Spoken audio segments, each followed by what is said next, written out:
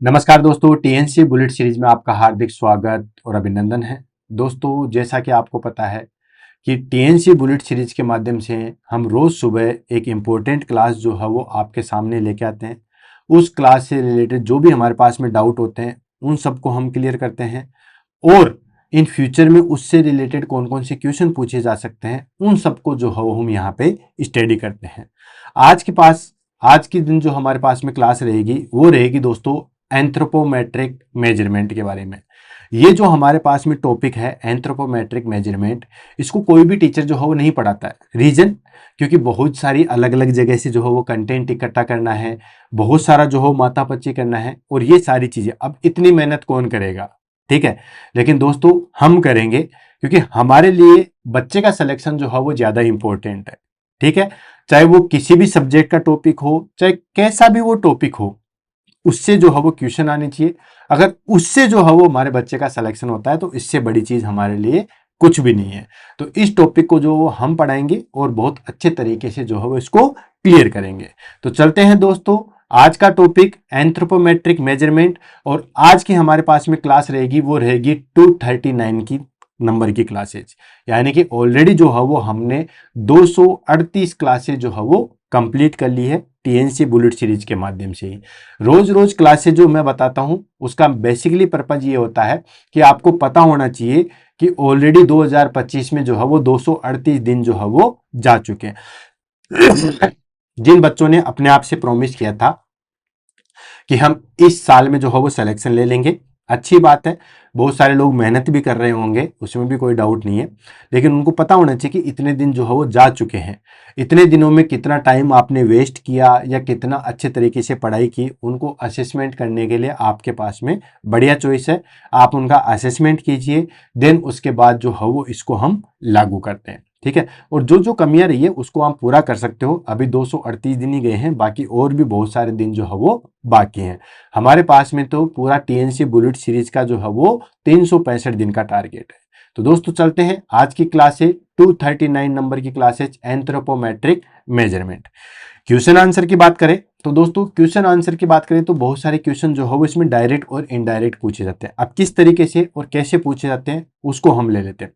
Actually क्या होता है, जैसे हम कोई भी डिजीज पढ़ते हैं, जैसे कुछ दिन पहले मैंने जो है वो लो बर्थ वेट आपको पढ़ाया था, तो इसमें मैंने बताया था कि इसमें हम जो है बेबी का बर्थ वेट चेक करते हैं, देन उसके बाद ये मेजरमेंट करते हैं और इससे ये कम होगा तो हम उसको लो बर्थ वेट कहते हैं, इसका नॉर्मल बर्थ वेट कह सकते हैं। ये सारी चीजें जो है वो मैंने पढ़ी थी। ऐसे ही जो है वो एक माल न्यूट्रिशन की डिजीज थी, ठीक है, क्वाशिकोर्स और मेरास्मस, ये भी जो है वो मैंने आपको बुलेट सीरीज के अंदर करवाया था। तब भी मैंने बताया था कि वहां पे हम जो है वो मिड अपर आर्म सरकमफ्रेंस से चेक करते हैं, इस तरीके से चेक करते हैं। वो सारी चीजें जो है मैंने आपको बताई थी। तो जो भी हमारी बॉडी की शेप है, साइज है, मास है, उसका जो मेजरमेंट है उसी को हम एंथ्रोपोमेट्रिक मेजरमेंट कहा जाता है। तो देखो, जितना भी हमारे पास में जो कंफ्यूजन था कि ये टॉपिक क्या है, एक झटके में क्लियर हो गया है कि जो हमारी ह्यूमन बॉडी है उसकी साइज, शेप, बॉडी मास, इन सबको चेक करना जो है वो क्या कहलाता है, एंथ्रोपोमेट्रिक मेजरमेंट कहलाता है। तो वन बाय वन करके लेंगे, देन उसके बाद आगे बढ़ेंगे, ठीक है। तो ये तो हो गया हमारे पास में एंथ्रोपोमेट्रिक मेजरमेंट, जैसे कि जिसमें हम हाइट देखेंगे, वेट देखेंगे, देन उसके बाद जो है वो हम मिड अपर आर्म सरकमफ्रेंस देखेंगे, देन हिप सरकमफ्रेंस देखेंगे, चेस्ट सरकमफ्रेंस देखेंगे, हेड सरकमफ्रेंस देखेंगे, ठीक है, बीएमआई देखेंगे। ये सारी चीजें हो जाती है, ठीक है। अब बात करते हैं क्वेश्चन आंसर कैसे निकल के आते हैं। तो दोस्तों इसमें से पर्टिकुलर क्वेश्चन आंसर निकल के आते हैं, हर एक लाइन से क्वेश्चन आंसर निकलेंगे। कैसे? जैसे मिड अपर आर्म सरकमफ्रेंसेस कैसे चेक करते हैं, कितना नॉर्मल रेंज होती है, ठीक है, अपर लिमिट क्या होती है, लोअर लिमिट क्या होती है, किसको आप सीवियर माल न्यूट्रिशन कहोगे, किसको आप जो है मॉडरेट माल न्यूट्रिशन कहोगे, इस तरीके से। ऐसे ही पूछा जाता है कि हाइट मापने के लिए जो है वो कौन सा इंस्ट्रूमेंट यूज करते हैं, तो उसमें स्टेडोमीटर यूज किया जाता है। 2 साल से अगर छोटे बच्चे हैं तो उसमें कौन सा इंस्ट्रूमेंट यूज करते हैं, तो दोस्तों उसमें हम इन्फेंटोमीटर यूज करते हैं, ठीक है। तो ये सारी चीजें जो है वो बेसिकली हम जो है वो चेक करते हैं। तो एक एक लाइन से यहाँ पे क्वेश्चन पूछे जाते हैं, तो आपको ध्यान में रखना है, ठीक है, कि इतने साल के एज ग्रुप के लिए हम करते हैं। जैसे मिड अपर आर्म सरकमफ्रेंसेस को लेते हैं तो ये बेसिकली जो है वो 6 महीने से लेके 5 साल के बच्चों तक किया जाता है बेसिकली, ठीक है। बड़ों के लिए भी किया जाता है, लेकिन बड़ों के लिए फिर रेंज अलग हो जाती है। तो ये सारा मेजरमेंट हम जो है वो चेक करेंगे और इसको आइडेंटिफाई करेंगे, राइट। तो वन बाय वन करके लेते हैं, हर एक चीज को हम ध्यान से पढ़ेंगे कि ये लाइन में यहां से क्वेश्चन जो है वो आ सकता है, ठीक है। तो चलते हैं और इस टॉपिक को जो है वो आगे बढ़ाते हैं। सबसे पहले हम बात कर लेते हैं दोस्तों डेफिनेशन की। डेफिनेशन में क्या आ जाएगा दोस्तों? डेफिनेशन में आ जाएगा anthropometric measurements are physical measurements of the human body use to assess size, shape, proportion and composition, ठीक है। यानी कि एंथ्रोपोमेट्रिक मेजरमेंट जो है वो एक फिजिकल मेजरमेंट है, ठीक है। मैं फिर से रिपीट कर रहा हूं, एंथ्रोपोमेट्रिक मेजरमेंट जो है वो एक फिजिकल मेजरमेंट है, ठीक है। इसके अंदर हम क्या चेक करते हैं दोस्तों? ह्यूमन बॉडी की जो है वो साइज चेक करते हैं, शेप चेक करते हैं, प्रोपोर्शन चेक करते हैं एंड कंपोजिशन जो है वो चेक किया जाता है। क्लियर कट समझ में आ गया? वही चीज जो मैंने आपको बताई थी थोड़ी देर पहले कि हम बॉडी का जो है वो size, shape, portion, composition check करते हैं, वो सारा हम क्या कहलाते हैं दोस्तों? एंथ्रोपोमेट्रिक जो है वो मेजरमेंट कहलाता है। जैसे हाइट हो गया, वेट हो गया, मिड आर्म सर्कमफ्रेंस हो गया, चेस्ट सर्कमफ्रेंस, हेड सर्कमफ्रेंस, वो सारी चीजें।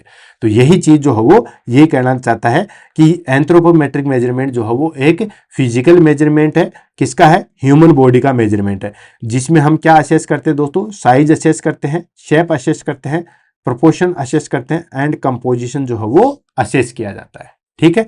Then they are essential for evaluating nutritional status, ठीक है। ये जो हमारे पास में एंथ्रोपोमेट्रिक मेजरमेंट है वो असेंशियल है। किसके लिए?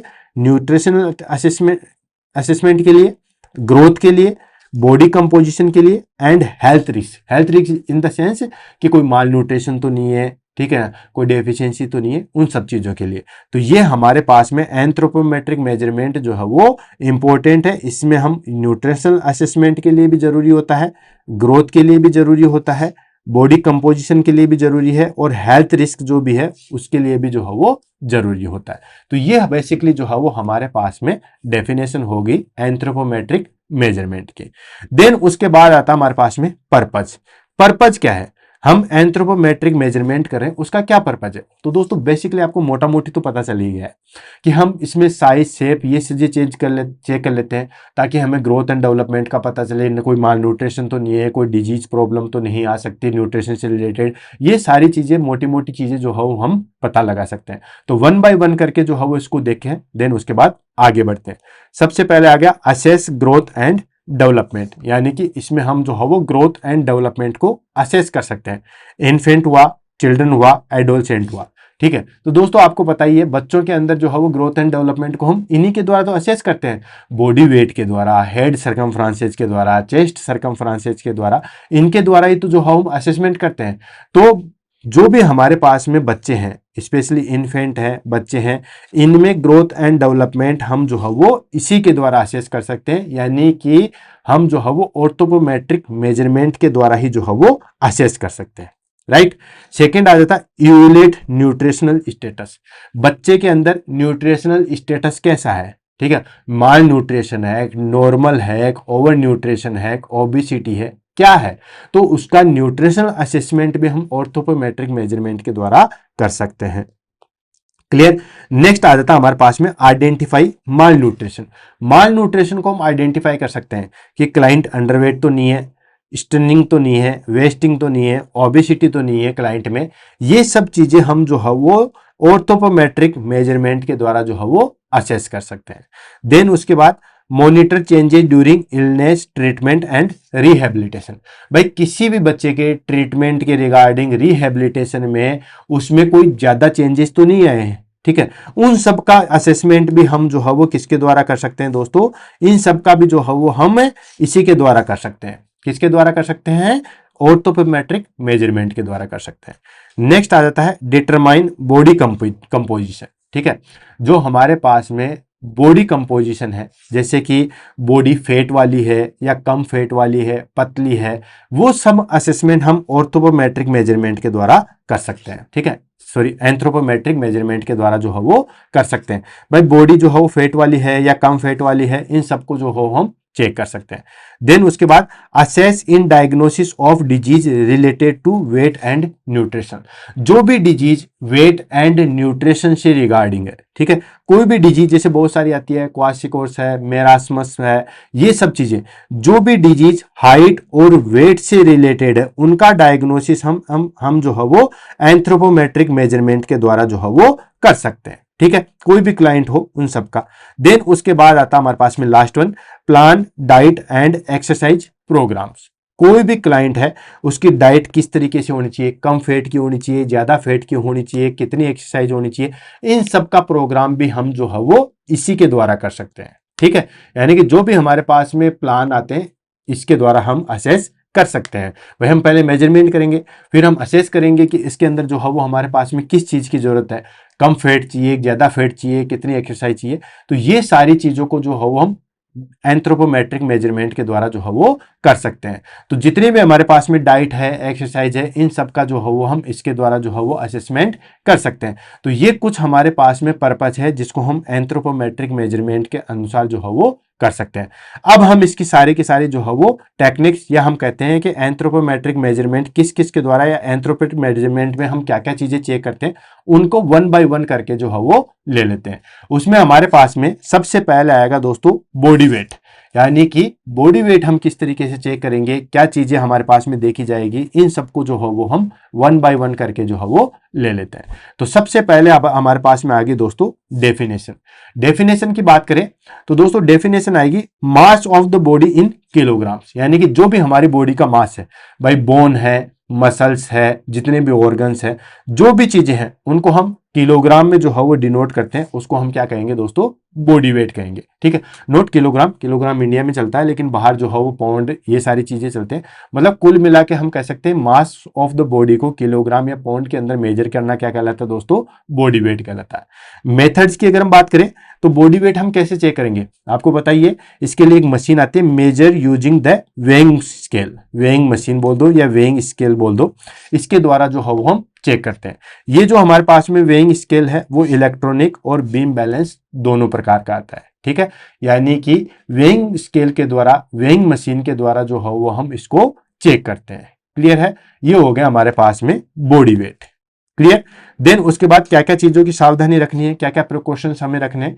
सबसे पहले रिमूव शूज, शूज वगैरह का जो है, जब भी आप बॉडी वेट चेक करो रिमूव शू करो। देन उसके बाद हैवी क्लोथ, जो भी हैवी क्लोथ है जैसे जैकेट वगैरह है, या कोई जो है वो आपने ट्राउजर बड़ा हैवी वाला डाल रखा है, ये सब चीजें, या कोई भी एसेसरीज, ठीक है, जैसे किसी ने ऑलरेडी आधा किलो सोना पहन रखा है, ठीक है ना, आजकल बड़ी बड़ी मोटी मोटी घड़ियां आ चुकी है, मतलब ऐसी चीजें जिससे आपको लगता है कि ये हमारी बॉडी के जो है वेट को इंटरफेयर कर सकती है, तो उसको हम रिमूव करेंगे। ठीक है, तो ये आ गया हमारे पास में remove shoes, heavy clothes and accessories को जो है वो हम रिमूव करेंगे। देन उसके बाद measures at the same time of the day for consistently, जब भी आपको बॉडी वेट चेक करना है तो एक सेम टाइम पे करोगे। ऐसा नहीं है कि आज आपने उठते ही चेक कर लिया, कल आपने हेवी ब्रेकफास्ट करके चेक कर लिया, परसों आपने फास्ट रख के चेक कर लिया, जी नहीं, ऐसा नहीं होना चाहिए।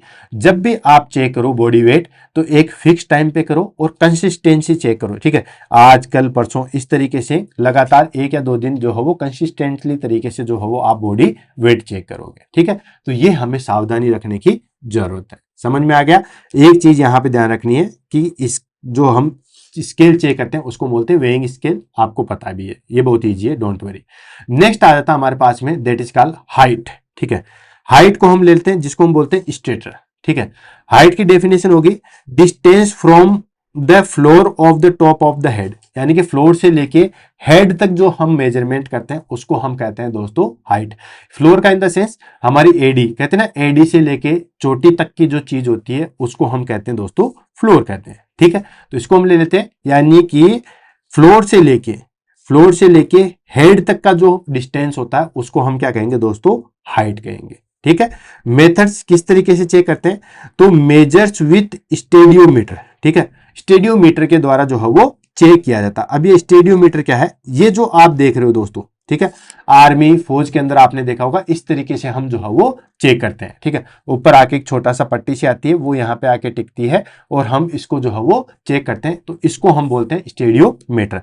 तो ये एग्जाम में इस प्रकार की चीजें पूछी जा सकती है कि जो हाइट चेक करने के लिए जो इंस्ट्रूमेंट आता है उसको हम क्या कहते हैं दोस्तों, स्टेडियोमीटर आता है। अब ये स्टेडियोमीटर ध्यान रखना दोस्तों, ये हमेशा मोर देन, ठीक है ना, यानी कि ये हमेशा मोर देन 2 ईयर्स से बच्चों के लिए काम में लिया जाता है। 2 साल से ज्यादा बड़े बच्चे होंगे उन्हीं के लिए काम में लेता। 2 साल से लेके जितना भी बड़ा है, ठीक है, इन्फिनिटी इन द सेंस चाहे वो 10 साल का हो, चाहे 20 साल का हो, चाहे 40 साल का हो, चाहे 60 साल का हो, किसी की भी हाइट चेक करनी है तो मोर देन 2 ईयर से लेके बाद तक जो भी चीजें चेक करेंगे वो आएगा स्टेडियोमीटर। वो हम चेक करते हैं 2 साल से ज्यादा में। अब आप कहोगे कि सर 2 साल से छोटे बच्चों में कैसे चेक करेंगे, तो दोस्तों 2 साल से छोटे बच्चों में चेक करने के लिए एक स्पेशल जो है वो हमारे पास में मीटर आता है, इसको बोलते हैं इन्फेंटोमीटर। अभी आएगा, डोंट वरी, ठीक है। तो ये आ गया। अब ये हम स्टेडियोमीटर चेक करते हैं, उसमें किस तरीके से हमें खड़े रहना, तो ध्यान रखना दोस्तों, person stand with bear foot, नंगे पांव खड़ा रहना। ऐसा नहीं है आपने अद्य फुट की जो है वो हिल्स पहन रखी है और फिर आप हाइट चेक कर रहे हो, ये तो फिर बायाज आ जाएंगे, ठीक है। तो हमेशा जो है वो बेयर फुट यानी कि नंगे पांव जो है वो रखना है। देन हिल्स मतलब दोनों हमारे पास में हिल्स है, उनको आपस में जोड़ना है। दोनों एडिया जो है वो इस तरीके से जोड़ लेनी है, ठीक है। दोनों एडियो को इस तरीके से जो है वो जोड़ लेना है। एंड लुकिंग स्ट्रेट अहेड, और हमेशा जो है वो सामने की तरफ देखना है। इसको हम बोलते हैं दोस्तों फ्रैंकफर्ट प्लेन, ठीक है, ध्यान रखना। इसको हम बोलते हैं फ्रंट प्लेन। ये भी जो है वो एग्जाम में पूछा जा सकता है, ठीक है। तो ये चीज जो है वो ध्यान में रखना। ये लो इस तरीके से, कैसे, बिल्कुल नंगे पांव खड़ा होना है, दोनों एडियों को आपस में मिला लेना है और बिल्कुल सामने की तरफ देखना है। इसको हम बोलते हैं फ्रैंकफर्ट प्लेन बोलते हैं। और इसमें हाइट जो चेक करते हैं उसको बोलते हैं स्टेडियोमीटर। अब आ जाता है special cases in the sense कि हम जो रिकमेंडेड लेंथ जो चेक करते हैं किसकी, इन्फेंट भी मतलब हमारे पास में 2 साल से छोटे बच्चों में। इन्फेंट वैसे आपको पता ही है दोस्तों कि इन्फेंट हमारे पास में 1 महीने से लेके जो है वो 1 साल तक का बच्चा होता है। 1 महीने से लेके 1 साल तक का बच्चा होता है, लेकिन इन्फेंट्स में नहीं, हमारे पास में 2 साल के छोटे बच्चों में जो है वो हम किस तरीके से यूज करते हैं, उसमें हम इन्फेंटोमीटर जो है वो यूज लाता है। ये जो आप देख रहे हो दैट इज कॉल्ड इन्फेंटोमीटर। इसमें हम क्या करते हैं दोस्तों, अब देखो बच्चा तो खड़ा तो रहेगा नहीं, ठीक है न, उसकी एडियां आपस में मिलेगी और घुटने भी जो है बिल्कुल मोड़े हुए रखता है, तो उसमें हम स्टेडियोमीटर के द्वारा चेक नहीं कर सकते। उसके लिए हम इन्फेंटोमीटर जो है वो यूज में लेते हैं। उसमें हम क्या करते हैं दोस्तों, उसमें हम बच्चे को ऐसा सीधा लेटाते हैं, ठीक है। ये बेसिकली जो है वो हमारे पास में 18 इंच का आता है, यानी कि 1.5 फीट का जो है वो ये प्लेट आती है, ठीक। तो इसमें हम इस सिर को यहाँ पे टच कर लेते हैं और बच्चे को सीधा लेटा देते हैं और उसके पैरों को बिल्कुल जो है वो आपस में पकड़ के सीधा कर देते हैं। फिर ये जो हमारे पास में प्लेट है, ये जो सेकंड वाली प्लेट है, बी प्लेट मान लो, इसको बिल्कुल पैरों के पास टच कर लेते हैं। तो ये 18 इंच, देन उसके बाद 19 इंच से यहाँ पे स्टार्ट होता है। तो उसके बाद हम हाइट चेक कर लेते हैं कि 24 इंच है या फिर जो है वो 25 इंच है, 26 इंच है, कितना भी है। फिर उसको हम जो है वो फुट में या मीटर में, सेंटीमीटर में, जिसमें भी आपको चेंज करना है उसमें आप जो है वो कर सकते हो। क्लियर है, क्योंकि आपको पता ही है कि एक इंच के अंदर, ये इंच का साइन होता है, 1 इंच के अंदर 2.5 सेंटीमीटर होते हैं। ये चीज ध्यान रखना, ठीक है। तो इसको, हालांकि इसके ऊपर इंच और सेंटीमीटर दोनों लिखे हुए आते हैं, तो डरने की कोई जरूरत नहीं है, उसमें आप जो है वो चेंज कर सकते हो। तो अगर 2 साल से छोटे बच्चे हैं उसमें अगर हमें हाइट चेक करनी है तो उसमें हम इन्फेंटोमीटर का जो है वो यूज लेते हैं। और अगर हमें जो है वो 2 साल से बड़ा बच्चा है उसमें हमें हाइट चेक करनी है तो उसमें हम स्टेडियोमीटर का जो है वो यूज में लेना है। क्लियर है।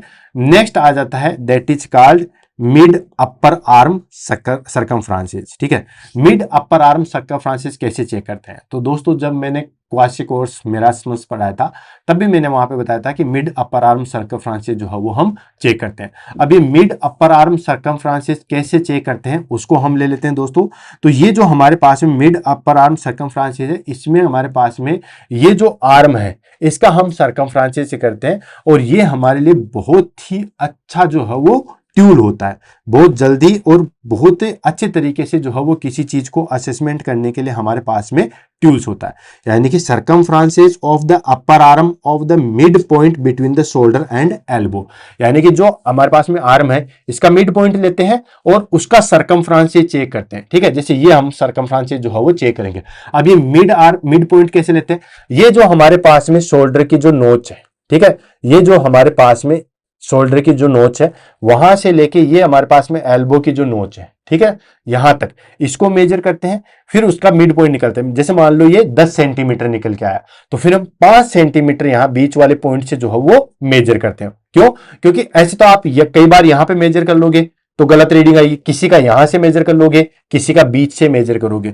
इसलिए यूनिवर्सल होने के लिए आपको हमेशा बीच से चेक करना है। और बीच कैसे निकालोगे? इस बोन के पोर्शन से, इस नोच से लेके इसका मिड पॉइंट जो है वो निकालोगे, ठीक है। और इसका हम सर्कमफ्रेंस एज जो है वो चेक करते हैं। क्या पर्पज है इसका? पर्पज इसका बहुत अच्छा पर्पज है, quick screening for malnutrition in childrens, ठीक है। यानी कि जो बच्चे होते हैं उसमें क्विक स्क्रीनिंग कर सकते हैं हम माल न्यूट्रिशन की, ठीक है।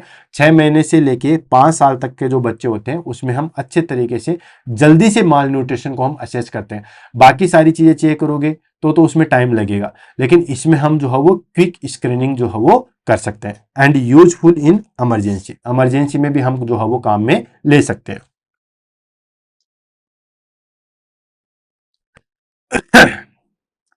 अब देखो एक चीज तो आ गई कि ये हमेशा जो है वो 6 मंथ से लेके 5 ईयर तक के बच्चों में काम में लेता है, मेजोरिटी रूप में। बड़ों में भी लेते हैं, लेकिन फिर इसका मापदंड जो है वो पूरा चेंज हो जाएगा। यानी कि जो हम फिर लेते हैं ना, जैसे बच्चों में हम 12.5 सेंटीमीटर से कम आ जाएगा तो हम माल न्यूट्रिशन में कहेंगे, तो वो फिर मेजरमेंट जो है वो चेंज हो जाएगा। तो पहले हम इसको ले लेते हैं, देन उसके बाद आगे बढ़ते हैं। तो ये आप देखिए, ठीक है।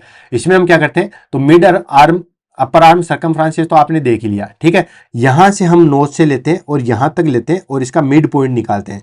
जैसे मान लो ये 10 सेंटीमीटर निकल के आया, तो हम 5 सेंटीमीटर पे इसको चेक करेंगे, ठीक है। 5 सेंटीमीटर आप यहां से काउंट कर लो, फिर या फिर 5 सेंटीमीटर यहां से काउंट कर लो, ठीक है। फिर उसके लिए इसमें स्पेशल जो है वो हमारे पास में इस तरीके का जो है वो मेजरमेंट आता है, ठीक है। इस तरीके का जो है हमारे पास में फीता आता है। अब इसकी क्या खास बात होती है, इसको हम ले लेते हैं। एक्चुअली क्या होता है, ये इस तरीके का आता है, मैं इसको इस तरीके से बना देता हूं और थोड़ा बड़ा बना देता हूं, ठीक है। ये लो, ये इस तरीके का जो है हमारे पास में फीता है और यहां पे इसका यहां से, ठीक है, मेजरमेंट आता है। जैसे फॉर एग्जांपल ये हमारे पास में इसका जो है वो मिड पॉइंट आता है, ठीक है। और ये मिड पॉइंट आने के बाद में ये जो है वो हमारे पास में यहां पे बीच में एरो का साइन आता है, ठीक है। इस तरीके से एरो का साइन आता है। ये फीता घूम के इस तरीके से इसके अंदर जाता है, ठीक है। और यहां पे इसकी ओपनिंग का पोर्ट आता है, इस फीते को यहां से निकाल के लेता है। इस फीते के ऊपर सेंटीमीटर में जो है वो नंबर्स लिखे हुए आते हैं, ठीक है। अब इसमें हम करके पूरा चेक करते हैं, तो इस मिड पॉइंट पे जहां पे भी, यहां पे भी सर्कमफ्रेंस से चेक किया, देन यहां पे जो है वो कौन सा पॉइंट आया। जैसे मान लो यहां पे 13 सेंटीमीटर आ गया, तो मिड अपर आर्म सर्कमफ्रेंस कितना हो गया, 13 हो गया, ठीक है। बड़ी आर्म रहेगी तो फिर 14, 15, 16 आ जाएगा, कम रहेगी तो कम आ जाएगा, ठीक। तो ये इस तरीके से जो है वो फीता बना हुआ है। अब ये जो फीता बना हुआ है इस पे अलग अलग मार्किंग होती है, ठीक है। यहां से लेके होता है, यहां से लेके ही मार्किंग शुरू हो जाती है, देन यहां तक आते आते इस पे पूरे पे मार्किंग होती है सेंटीमीटर के रूप में, ठीक है। पहले जो है हमारे पास में यहां तक मार्किंग होती है, ठीक है। 12.5 सेंटीमीटर तक मार्किंग होती है, वो रेड से आती है, ठीक है। देन उसके बाद हमारे पास में 1 सेंटीमीटर की आती है 12.5 से 13.5 तक की, ठीक है। वो हमारे पास में आती है दोस्तों येलो की। देन उसके बाद 13.5 से लेके जो है वो हमारे पास में आता है ग्रीन का, ठीक। और ये किस तरीके से शो करता है, ये करता है अगर 12.5 सेंटीमीटर से कम रीडिंग आई है, ठीक है, तो वो इंडिकेट करता है सीवियर एक्यूट माल न्यूट्रिशन को। समझ में आ गया? यानी कि मिड अपर आर्म सर्कमफ्रेंस बहुत पतली है, बहुत दुबला पतला जो है वो शरीर है, तो अगर 12.5 सेंटीमीटर से कम आया है देन इंडिकेटेड करेगा सीवियर माल न्यूट्रिशन को। और 12.5 सेंटीमीटर से 13.5 सेंटीमीटर आता है, ये इंडिकेट करता है हमारे पास में मॉडरेट एक्यूट माल न्यूट्रिशन को, ठीक है। और 13.5 सेंटीमीटर से ज्यादा आता है, दैट इज इंडिकेट करता है हमारे पास में ग्रीन को। तो मैं यही चीज बता रहा था आपको, एंथ्रोपोमेट्रिक मेजरमेंट के अंदर ये कई बार पूछते हैं, ग्रीन सिग्नल कब कहां से शुरू होता है, तो 13.5 सेंटीमीटर से होता है। येलो कहां से होता है, 12.5 से 13.5 होता है, ठीक है। देन रेड कहां से होता है, तो दोस्तों 12.5 सेंटीमीटर से कम में होता है, ठीक। तो ये सारी चीजें जो है वो आपको ध्यान में रखना है। तो अब हम ले लेते हैं दोस्तों इंटरप्रिटेशन। इंटरप्रिटेशन करते हैं दोस्तों, ये बेसिकली 6 मंथ से लेके 59 मंथ्स यानी कि 60 month, that is called 5 year तक के बच्चों का हम मेजरमेंट जो है वो कर सकते हैं। इसमें हमारे पास में अगर 12.5 सेंटीमीटर से कम आएगा that is indicated to acute malnutrition. ठीक है, ये एक्यूट माल न्यूट्रिशन को जो है वो इंडिकेटेड करता है। देन अगर 12.5 सेंटीमीटर से लेके 13.5 सेंटीमीटर तक जो हमारे पास में नंबर्स आते हैं, ये इंडिकेट करता है हमारे पास में मॉडरेट एक्यूट माल न्यूट्रिशन। ठीक है, एंड 13.5 सेंटीमीटर से ज्यादा का आएगा दैट इज नॉर्मल रहेगा, यानी कि कोई माल न्यूट्रिशन नहीं है। ये इंडिकेशन है, ध्यान से दोस्तों, 6 महीने से लेके 59 मंथ्स या 60 मंथ कह सकते हैं, 6 महीने से लेके 5 साल तक के जो बच्चे हैं उसके लिए मेजरमेंट किया जाता है। यही तो मैंने बताया था, ये देखो 6 मंथ से लेके 5 साल तक के बच्चों में जो है वो चेक किया जाता है। अब बात आती है, ठीक है, कि 6 महीने से कम के बच्चों में तो हम मिड अपर आर्म सर्कमफ्रेंसेस करते ही नहीं है। ठीक है, क्योंकि उसमें फिर मिड अपर आर्म सर्कमफ्रेंसेस के द्वारा माल न्यूट्रिशन का पता नहीं लगा सकते, फिर हम उसमें जो है वो head circumferences, chest circumferences, body weight, इनसे पता लगा पाएंगे। ठीक है, तो मिड अपर आर्म सर्कमफ्रेंसेस 6 साल से ऊपर के बच्चों से लेके 5 साल तक के जो बच्चों में जो है वो काउंट किया जाता है। राइट, देन उसके बाद आता है हमारे पास में कि अगर 5 साल से ज्यादा का बच्चा हो, तो 5 साल से ज्यादा का हो गया है या उससे ऊपर का हो गया, तो हम क्या करेंगे, तो दोस्तों उसके लिए फिर हमारे पास में करते हैं मिड अपर आर्म सर्कमफ्रेंसेस करते हैं, लेकिन उसमें फिर वैल्यू जो है वो हमारे पास में चेंज हो जाएगी। वैल्यू क्या चेंज हो जाएगी दोस्तों, वैल्यू चेंज हो जाएगी उसमें हमारे पास में, यानी कि उसमें आ जाएगा हमारे पास में 23.5 सेंटीमीटर से जो है वो ज्यादा होना चाहिए, यानी कि मोर देन 23.5 सेंटीमीटर से ज्यादा होना चाहिए, ये मेल के अंदर। ठीक है, और फीमेल के अंदर आ जाएगा हमारे पास में 22 centimetre. Mid upper arm circumferences कितना हो जाएगा दोस्तों, 23, जो हमारे पास में 13.5 था। ठीक है ना, अब हो जाएगा कि 23.5 से सेंटीमीटर से ज्यादा होना चाहिए मेल के अंदर, और 22 सेंटीमीटर से जो है वो कम का होना चाहिए। इससे अगर रेशियो कम हो जाता है, ठीक है, यानी कि 23.5 सेंटीमीटर से कम का हो जाएगा, ठीक है, और फीमेल के अंदर 22 सेंटीमीटर से कम का हो जाएगा, तो उसको हम माल न्यूट्रिशन जो है वो कहेंगे। बस इतना सा ही जो है वो आपको ध्यान में रखना है। ये होएगा हमारे पास में 5 साल से बड़ों के लिए। हालांकि एग्जाम में जो बेसिकली पूछा जाता है वो हमारे पास में 5 साल तक के बच्चों का ही पूछा जाता है, लेकिन ये 5 साल से बच्चों का। अब आप कहोगे कि सर एग्जैक्ट 5 साल 1 महीने का हो गया तो ये तो बहुत ज्यादा वेरिएशन आ गया, तो ऐसे वेरिएशन तो हमें वेरी आते हैं। ठीक है ना, मिड अपर सर्कमफ्रेंस में इतना वेरिएशन तो जो है वो आएगा ही आएगा। क्लियर है, ये हो गया हमारे पास में मिड अपर आर्म सर्कमफ्रेंसेस। अब हम ले लेते हैं हेड सर्कमफ्रेंसेस। 3 चीजें कंप्लीट हो गई, पहला हाइट वेट कंप्लीट हो गया, सेकंड हाइट कंप्लीट हो गया, third mid upper arm circumferences complete हो गया, फोर्थ आ जाता हमारे पास में that is called head circumferences. Head circumferences को जो है वो हम लेते हैं, डेफिनेशन आगे हमारे पास में, distance around the largest part of the head occipitofrontal circumferences, यानी कि ऑक्सीपिटल से लेके ये जो हमारे पास ऑक्सीपिटल से लेके फ्रंटल तक का जो भी हम चेक करते हैं उसको हम कहते हैं दोस्तों that is called head circumferences. ठीक है, ये हो गया हमारे पास में। ये देखो इस तरीके से हम चेक करते हैं, यानी कि फ्रंटल और हेड इनका जो हम चेक करते हैं इसको हम कहेंगे हेड सर्कमफ्रेंसेस। क्लियर है, तो इसको हम 1 बाय 1 करके ले लेते हैं और इसको हम आगे बढ़ते हैं, यानी कि distance around the largest part of the head occipitofrontal circumferences, मतलब इसको जो है वो चेक करना। देन यूजेज क्या है, assess brain growth in infant and children up to 5 years. 5 साल तक के जो बच्चे हैं उसके जो है वो ब्रेन की ग्रोथ को चेक करने के लिए हम हेड सर्कमफ्रेंसेस जो है वो काम में लेते हैं। ठीक है, assess brain growth in infant and childrens में जो है वो काम में लेते हैं।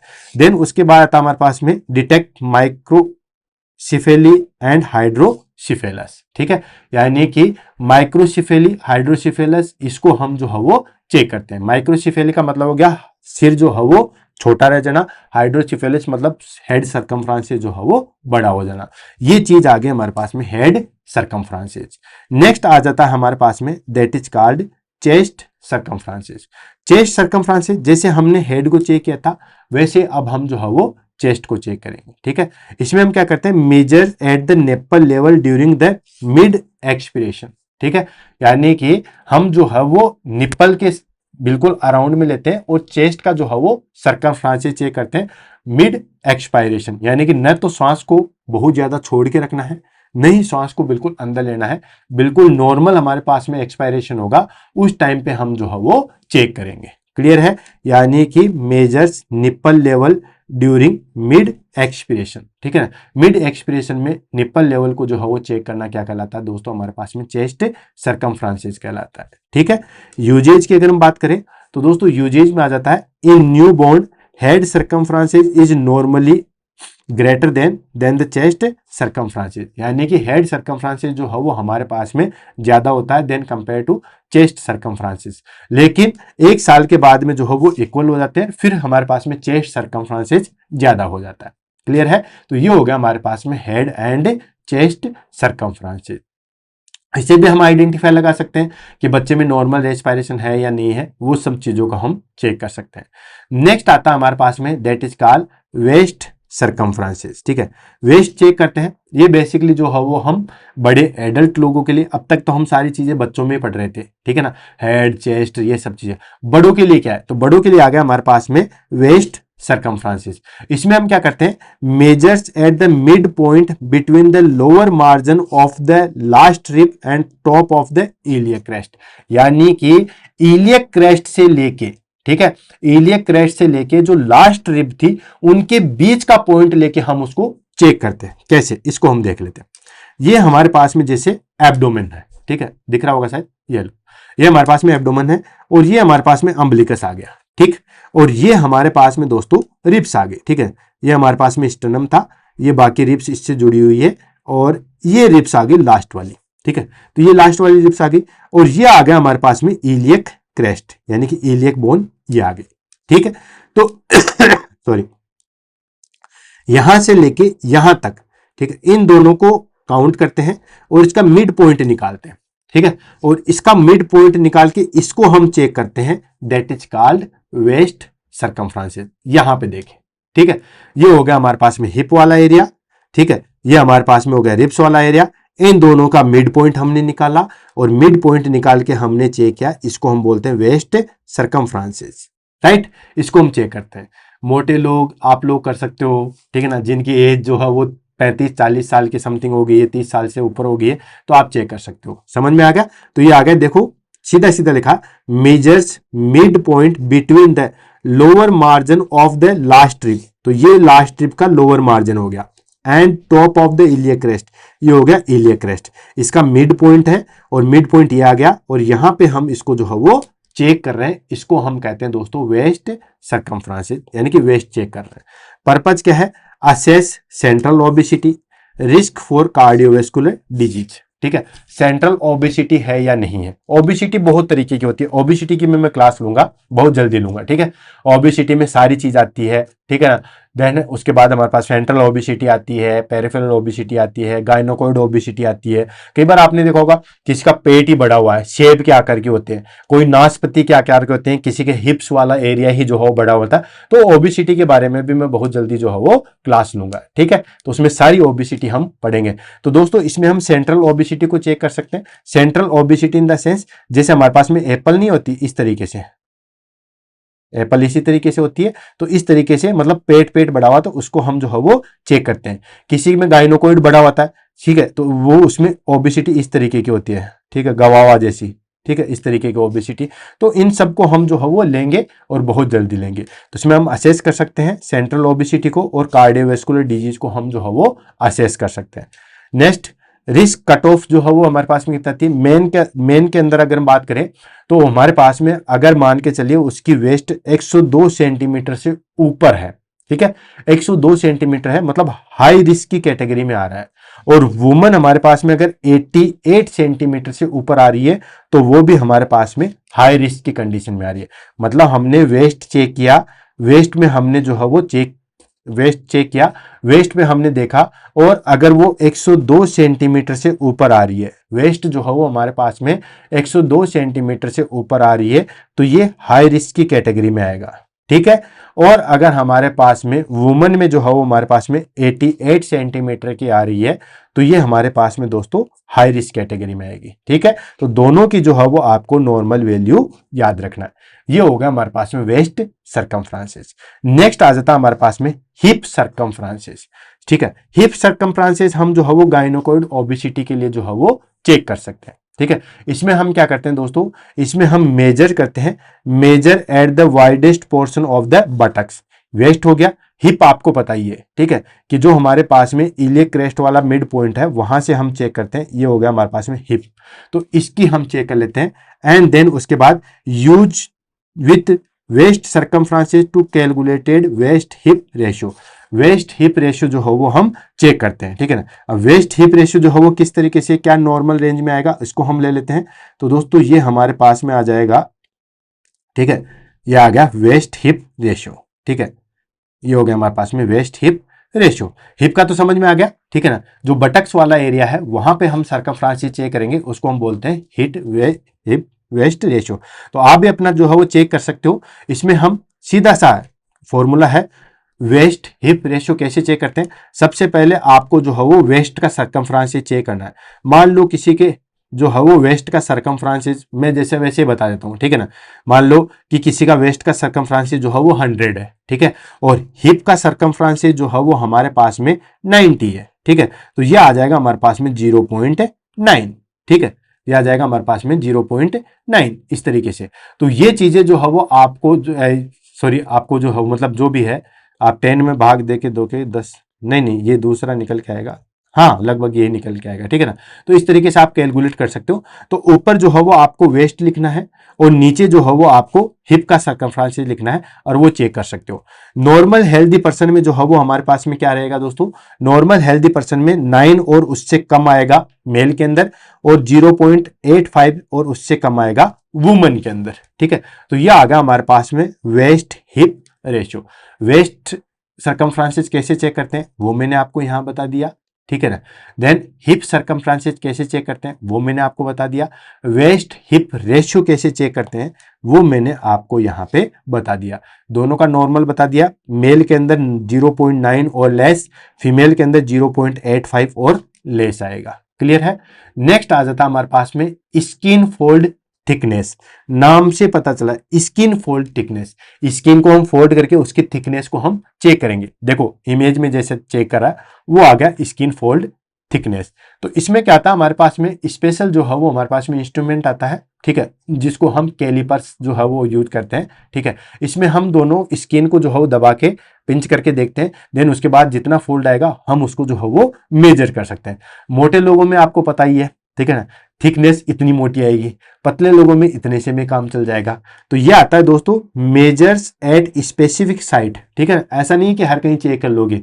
ठीक है, आप तो कहोगे कि मेरे को तो चिक पे चेक करना है, तो वो तो फिर नहीं बैठेगा। ठीक है, या आप इस स्किन पे बात करोगे तो इस पे तो थिकनेस बिल्कुल आएगी नहीं। ठीक है, तो इसके लिए कहाँ चेक करते हैं दोस्तों, ट्राइसेप पे, यहाँ पे हम चेक करते हैं, बाइसेप पे चेक करते हैं, सब स्केपुलर। ठीक है ना, ये वाला जो एरिया सब स्केपुलर है, सुप्रा इलियक है। ठीक है, उस पे हम चेक करते हैं कैलिपर्स की सहायता से। ठीक है, तो इस तरीके से आपको बाकायदा इमेज की सहायता, इमेज में आप देख सकते हो, इस तरीके से हम जो है वो स्किन फोल्ड थिकनेस जो है वो हम देखते हैं। क्लियर है। तो ये एस्टिमेटेड बॉडी फैट परसेंटेज, इसमें हम बॉडी फैट में कितना, बॉडी में फैट कितना है किस परसेंटेज में, उसको हम चेक कर सकते हैं। किसके द्वारा, ये हम कैलिपर्स की सहायता से जो है वो चेक करते हैं। यहां पे आप देख सकते हो। क्लियर है। उसके बाद आता हमारे पास में डेराइव्ड इंडिकेशन, मतलब ये तो हो गया हमारे पास में instrument.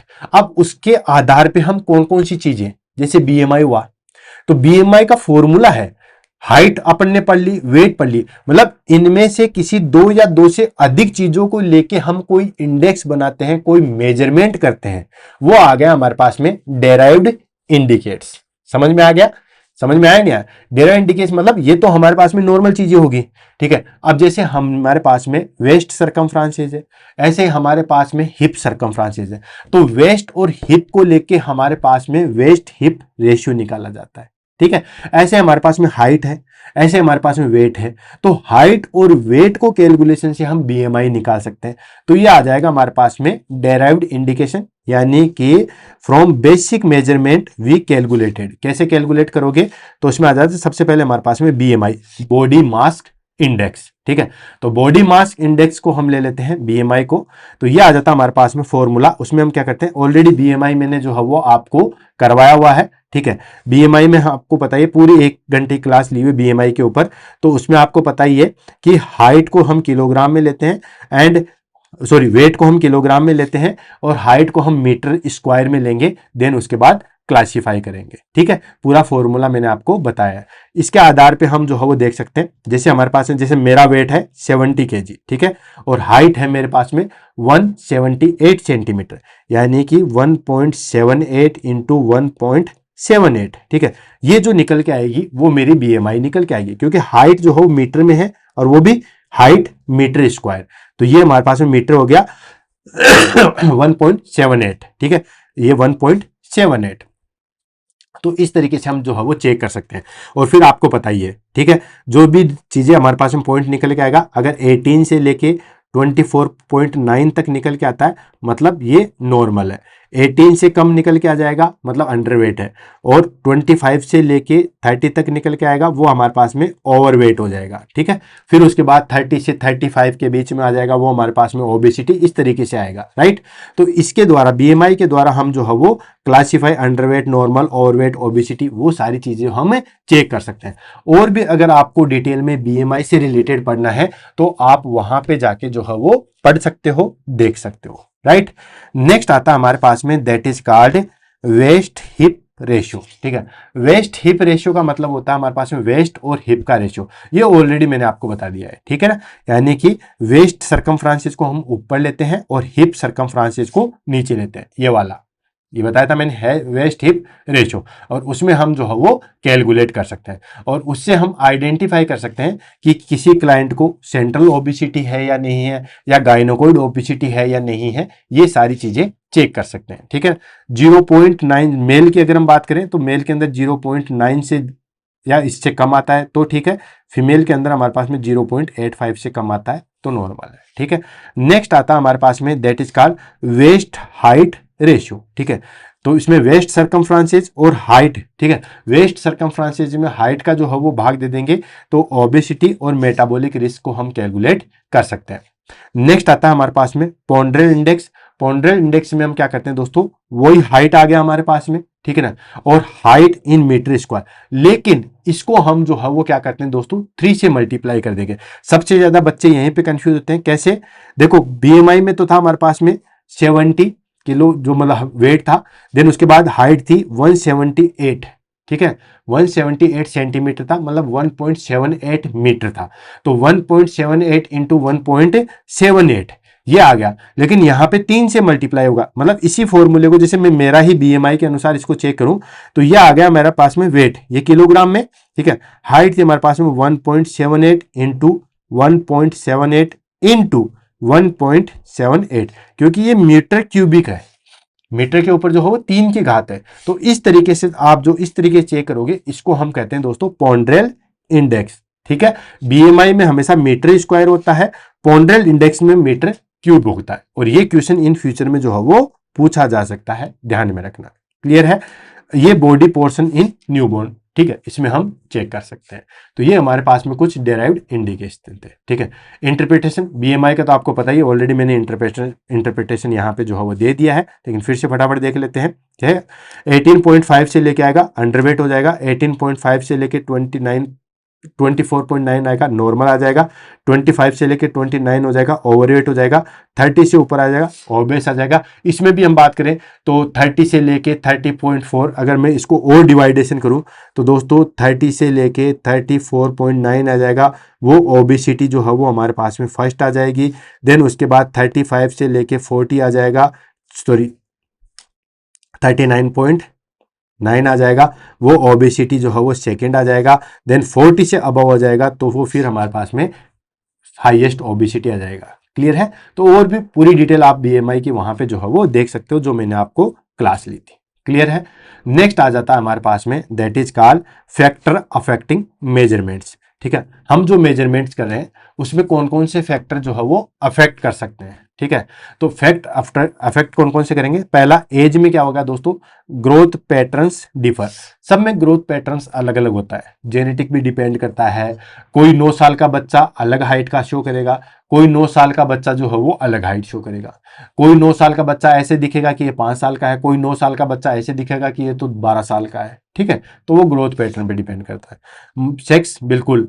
Muscles and fat disturbance की बात करें तो बॉयज होंगे वो मस्कुलर होंगे, फीमेल होगी वो फैटी होगी। ठीक है, देन उसके बाद इथेनिसिटी। ठीक है, न्यूट्रिशन, ऑफ कोर्स न्यूट्रिशन तो इफेक्ट करता ही करता है। ठीक है ना, हमेशा कोई अच्छा न्यूट्रिशन मिलेगा तो बिल्कुल हेल्दी रहेगा, किसी को न्यूट्रिशन कम मिलेगा तो दुबला पतला मिलेगा। डिजीज कंडीशन बहुत मेजर रोल प्ले करता है। कोई बच्चा बार बार बीमार होता है तो उसकी ग्रोथ एंड डेवलपमेंट उतना अच्छा नहीं होगा जितना कि नॉर्मल कम बीमार होने वाला बच्चा है। ठीक है, हाइड्रेशन स्टेटस, बिल्कुल पानी वानी पीना, ये सब चीजें तो बच्चों में बहुत जरूरी होता है। ठीक है ना, पानी हाइड्रेशन बहुत जरूरी होता है। इवन जापान के अंदर तो जो है वो मैं आपको बताऊं दोस्तों, पानी पीने के लिए भी जो है बेल बजाई जाती है। जैसे फॉर एग्जांपल क्लास चल रही है, क्लास के अंदर एक स्पेशल बेल बजाई जाएगी कि अब आपको पानी पीना है, तो सभी बच्चे अपने वाटर बोतल को निकालते हैं, पानी पीते हैं। ठीक है, फिर उसके 20-25 मिनट बाद वो बेल बजाई जाएगी तो वो पानी पिया जाता है। ठीक है, देन उसके बाद मेजरमेंट टेक्निक्स। मान लो आपके पास में जो है वो इंस्ट्रूमेंट ही स्टैंडर्ड का नहीं है, वेट जो है वो 1-2 किलोग्राम ज्यादा बताता है या 1-2 किलोग्राम कम बताता है। ठीक है, तो measurement technique error can occurs not standard, उसके ऊपर भी डिपेंड करता है। तो ये कुछ फैक्टर्स थे जो हमारे पास में एंथ्रोपोमेट्रिक मेजरमेंट को जो है वो अफेक्ट करते हैं। नेक्स्ट आता है इंस्ट्रूमेंट यूज। कौन कौन से इंस्ट्रूमेंट जो है वो हम यूज में ले सकते हैं। तो ऑलरेडी तो हमने सबको डिस्कस कर लिया, लेकिन फटाफट इसको देख लेते हैं। जैसे वेइंग स्केल, तो वेइंग मशीन आपको पता ही है, ये डिजिटल भी आती है, बीम बैलेंस भी आती है, इलेक्ट्रिकल, ये सब चीजें आपको पता ही है। नेक्स्ट आता है स्टेडोमीटर। स्टेडोमीटर आपको पता ही है, हाइट को मेजरमेंट करने के लिए। ये देखो, ये आ गया हमारे पास में स्टेडोमीटर। ठीक है, ये हमेशा यूज में लिया जाता है 2 साल से ज्यादा बच्चों के लिए, more than 2 years of baby. ठीक है, 2 years ऑफ चाइल्ड, 2 साल से ज्यादा उम्र का जो बच्चा है उसमें हम जो है वो यूज में लेते हैं। 2 साल से ऊपर का बच्चा कितना भी हो, 2 साल या उससे ऊपर का बच्चा कितना भी हो, उसके लिए हम काम में लेते हैं। ठीक है, 2 साल से कम के लिए हम क्या लेते हैं दोस्तों, इन्फेंटोमीटर। ठीक है, इसके लिए हम कहते हैं इन्फेंट्स मीटर या इन्फेंटोमीटर आता है, ये इस तरीके से। वो मैंने आपको ऑलरेडी जो है वो बता रखा था कि इस तरीके से एक प्लेट होती है जहां पे सिर को जो है वो टच किया जाता है।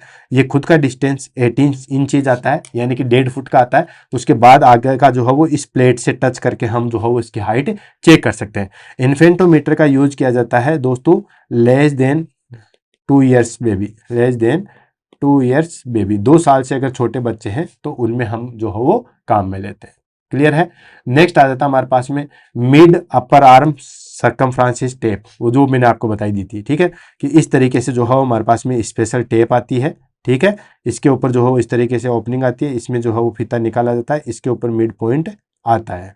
नेक्स्ट आता है नॉन स्ट्रेचेबल मेजरिंग टेप। ये बहुत ध्यान में रखना है, आप मेजरिंग टेप यूज में ले रहे हो वो नॉन स्ट्रेचेबल होना चाहिए। ऐसा नहीं है उसको खींचोगे स्ट्रेचेबल हो जाएगा देन वो स्ट्रेच हो जाएगी, तो ऐसा नहीं होना चाहिए। देन स्किन फोल्ड कैलिपर्स, जो स्किन फोल्ड को हम चेक कर रहे थे। ठीक है, ये था हमारे पास में स्किन फोल्ड कैलिपर्स, ये देख रहे हो। ठीक है, तो ये सारे इंस्ट्रूमेंट है या ये कुछ मेजरमेंट है जिनको हम जो है वो एंथ्रोपोमेट्रिक मेजरमेंट में काम में लेते हैं। क्लियर है। नेक्स्ट आ जाता है हमारे पास में नर्सिंग कंसिडरेशन। ठीक है, nursing consideration in the sense कि किस तरीके से चेक करेंगे तो हम क्या क्या चीजों की सावधानी रखेंगे। सबसे पहले ensure privacy and comfort. Privacy and comfort होना बहुत जरूरी होता है। प्राइवेसी क्यों, बिल्कुल अगर किसी बच्चे का वेट ज्यादा है, कम है, कुछ भी हो, ठीक है ना, माँ के लिए बच्चे का वेट चाहे बच्चा 4 किलो का पैदा हो उसके लिए तो वो कम ही लगेगा। ठीक है, वो उसकी थिंकिंग है, आप किसी को मोटा पतला नहीं कह सकते, इसलिए प्राइवेसी एंड कंफर्ट का जो है वो स्पेशली ध्यान में रखो। नेक्स्ट आता है कैलिब्रेट इंस्ट्रूमेंट्स बिफोर मेजरमेंट। जो भी आप इंस्ट्रूमेंट यूज कर रहे हो उसको पहले चेक कर लो। ठीक है, सही तरीके से काम कर रहा है या नहीं कर रहा। क्या पता वो सही तरीके से काम नहीं कर रहा हो, आपने चेक कर दिया, गलत रीडिंग दे दी, गलत रीडिंग दे दी तो फिर गलत ही उसका जो है वो ट्रीटमेंट स्टार्ट हो गया। तो जो भी इंस्ट्रूमेंट है वो सही तरीके से वर्किंग है या नहीं है, इन सब चीजों का देखो। Next explain the procedure to the patient. Patient को उस चीज को एक्सप्लेन करो।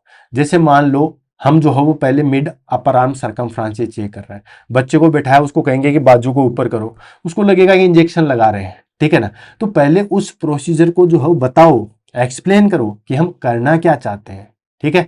ऐसे आप डायरेक्टली उसको कह दो कि ऐसे ऐसे करो, नहीं, वो चीज नहीं हो पाएगी, ठीक है। तो पहले आप उसको अच्छे तरीके से जो है वो एक्सप्लेन करो।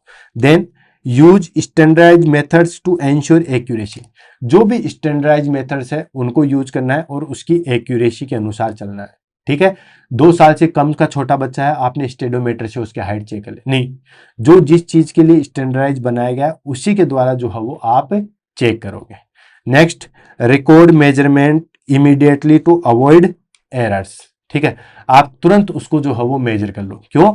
जैसा होता है, कई बार होता है, जैसे निकू के अंदर ड्यूटी करते हैं, ठीक है ना, तो उसके अंदर हमारे पास में 5-6 बच्चे एडमिट है, हमने वेट चेक किया, ठीक है ना, वेट चेक किया, देन हम कहते हैं कि हाँ इसका मुझे याद रहेगा, बेड नंबर 2 का 5 किलो है, इसका 2 किलो है, इसका 3 किलो है। ऐसा नहीं है, कई बार कंफ्यूजन हो जाता है। या मान के चलो, जैसे मैं आपको एक और एग्जांपल देता हूँ, जैसे कैजुअलिटी में कई बार क्या होता है कि हम ब्लड ग्लूकोज लेवल जो है वो चेक करते हैं, ब्लड ग्लूकोज लेवल चेक किया, ग्लूकोमीटर को रख दिया, फिर देते हैं चलो इस पेशेंट का ट्रीटमेंट करके हम फिर आरबीएस लिख देते हैं। तो या तो फिर हम आरबीएस भूल जाएंगे, या मान लो सपोज करो कि हम देखेंगे कि चलो यार आरबीएस भूल गए, हम चेक कर लेते हैं, क्या पता उसके बाद किसी दूसरे पेशेंट का और आरबीएस चेक कर लिया होगा, तो लास्ट रीडिंग वही बताएगा ना, उसमें बेड नंबर डिटेल तो आती नहीं है। तो इसलिए जो भी आप रीडिंग ले रहे हो उसको इमीडिएटली जो है वहां पे चेक कर लो, ताकि कोई भी एरर ना हो। And recheck if value are unusual.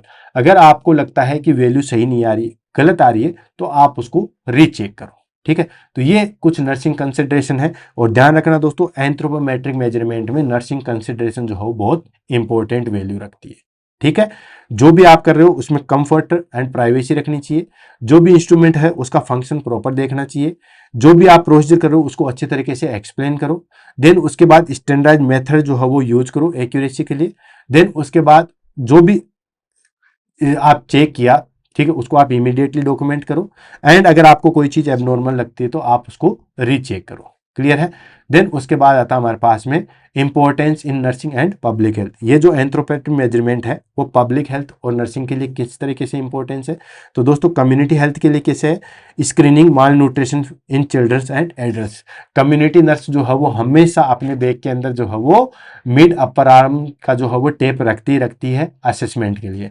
Hospital care में कैसे, तो दोस्तों मॉनिटरिंग वेट लॉस गेन, ये सब चीजें हम जो है वो चेक करते हैं, असेसमेंट करते हैं, इंपॉर्टेंस रखते हैं। रिसर्च के लिए जो भी हमें रिसर्च करना होता है तो डाटा हमें रखना होता है, ठीक है। जैसे मान लो कोई आदमी रिसर्च कर रहा है कि दिल्ली में एवरेज बच्चों का वेट कितना होता है बर्थ के टाइम पे, तो जो डाटा रहेंगे उसी से तो चेक करेंगे। तो जो भी ग्रोथ सर्वे होते हैं या एपिडेमियोलॉजिकल स्टडी होती है उनके लिए। एंड न्यूट्रिशनल प्रोग्राम्स, ठीक है, जो भी न्यूट्रिशन प्रोग्राम चल रहे हैं, इंटीग्रेटेड चाइल्ड डेवलपमेंट, ठीक है, उसके द्वारा है, या फिर WHO के द्वारा जो प्रोग्राम चल रहे हैं, तो उनके इंफॉर्मेशन जो है वो इन्हीं के द्वारा जो है वो मिलती है। क्लियर है? तो दोस्तों इसी के साथ हमारे पास में एंथ्रोपोमेट्रिक मेजरमेंट जो है वो कंप्लीट हुआ है। आई होप ये टॉपिक आपको समझ में भी आया होगा और कुछ अलग टॉपिक लेके आए हैं तो अच्छा भी लगा होगा, ठीक है। क्लास कैसी लगी उसके बारे में जरूर बताइएगा। इसी के साथ आज की क्लास से अलविदा लेते हैं, मिलते हैं कल सुबह 7 बजे नए टॉपिक के साथ में। तब तक के लिए दोस्तों all the best, have a nice day, thank you so much.